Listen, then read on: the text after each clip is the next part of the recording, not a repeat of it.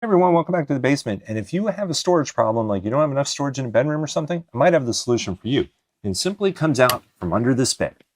This is a little rollaway cart. Let me bring it out there and we'll take a bit of a closer look. This 2-pack of underbed storage cart from the Whiskey Home Store is perfect for our needs.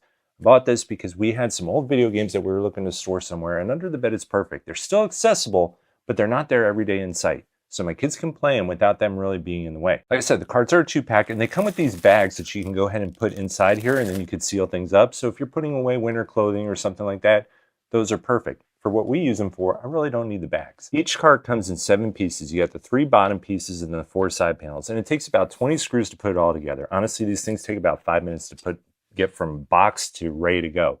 And then you just add on the 6 wheels, and there are 2 locking wheels per cart. They roll great on carpet, tile floors, and everything like that, and they provide you an excellent amount of storage. But what you really want to know is would I recommend them or would I buy them again? Yeah, we've had underbed storage before, and I love these from Whiskey.